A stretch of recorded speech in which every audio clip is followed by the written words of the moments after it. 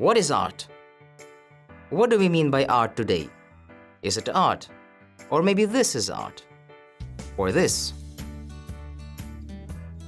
These questions pop up often and with many answers. Many argue that art cannot be defined. We could speak about this in several ways. Art is often considered as a process or product in a way that touches our senses or emotions.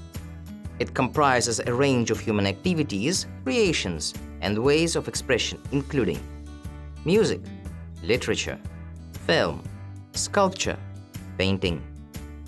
The meaning of art is studied in a branch of philosophy known as aesthetics.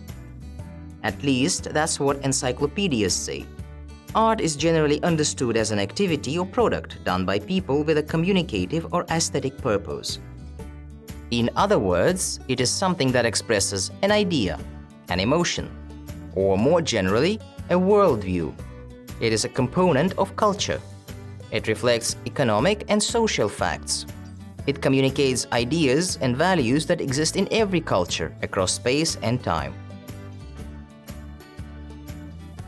Its role changes through time. In one period, it gets more of an aesthetic component. And in another period, it gets a socio-educational function. The definition of art is open, subjective, and debatable. There is no agreement among historians and artists. So we are left with so many definitions of art. The concept itself has changed over centuries too.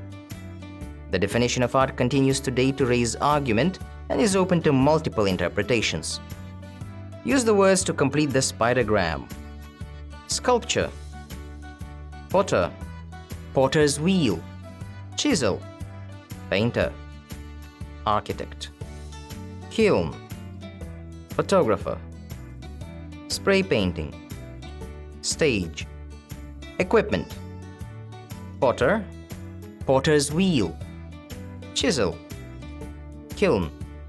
Types of art: sculpture, stage, spray painting, people, painter, architect, photographer.